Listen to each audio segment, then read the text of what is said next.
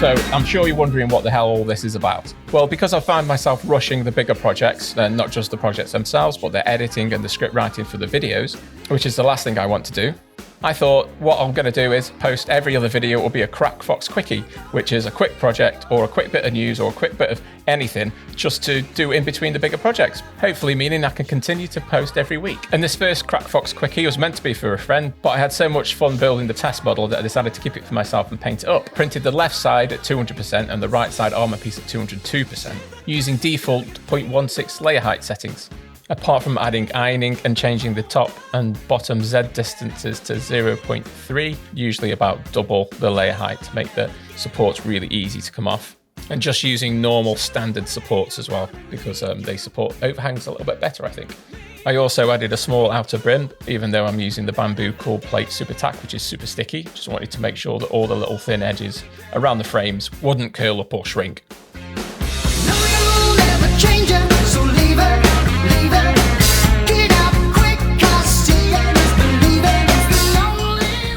And as you can see, they take about 8 hours each, just over 100 grams of filament, and cost about $3 bob each. So I was doing this as a favour for a mate, and he wanted a Deadpool head version printed off, which I didn't print off at the right size. I got the model from Printables, there's a link in the description. So I set about assembling this test version that I'm doing for a friend to make sure all the settings actually worked.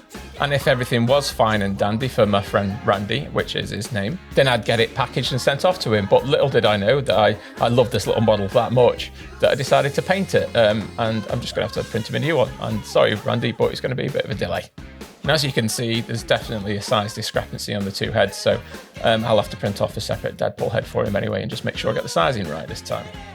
Now, the designer of Dummy 13 does say not to use PLA for the ball and socket joint parts and instead use ABS or PETG, but I haven't got any of that, so I thought I'd give it a go with what I had.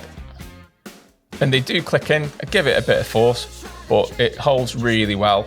It's very movable, but it stays in position, so they've got the tolerances bang on for this.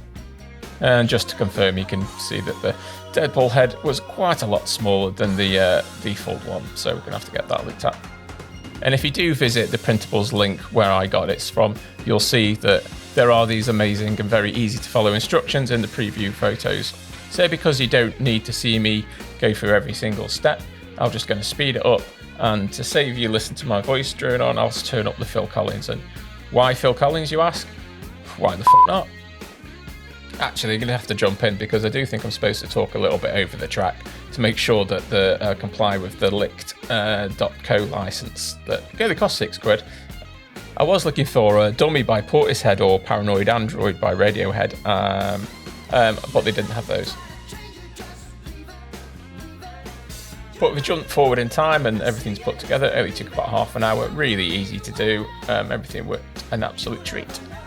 And because I'm a man of a certain age and temperament, there was only one pose I was thinking of doing first. So from Phil Bailey and Phil Collins to Phil Harmonic.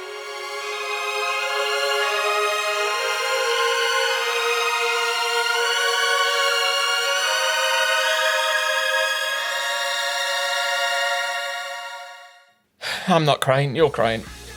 Anyway, moving on. Gonna give it a black primer with Vallejo Mega Colour Black. Put some flow improver in there first, always do that, and I'm using about 20 psi. I thought it'd be cool to paint it in this metallic purpley blue called Elven Armour from the Army Painter War Paint Air Mega Set.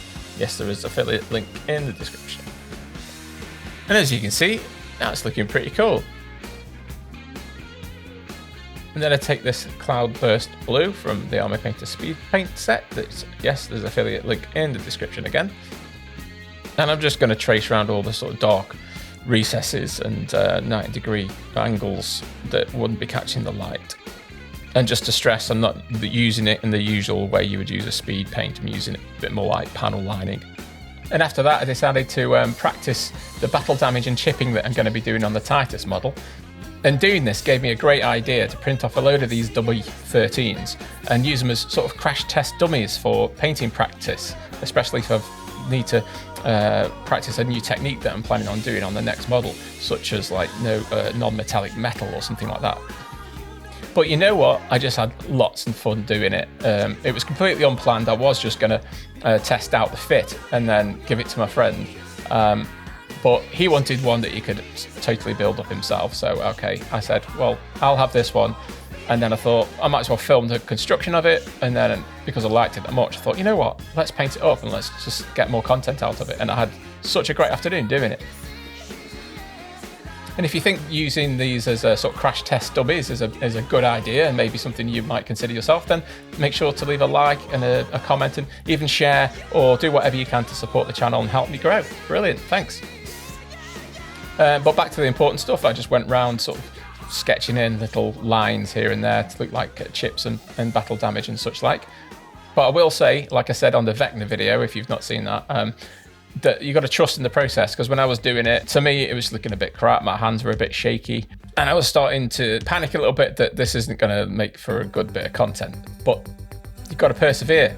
I think what you got to remember is the finished model always looks better than the sum of its parts, so don't get despondent if a certain phase of the paint job isn't looking quite right or not how you expect. It never does, even for the best painters at times.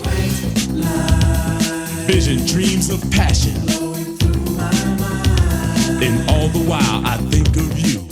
Anyway, sorry, couldn't resist that little bit of humour. Anyway, getting back to the point I was making, everybody has been so kind with the feedback in the comments about the projects, saying that I don't look like I paint amateurishly. But I really do. My technique's awful, my habits are awful.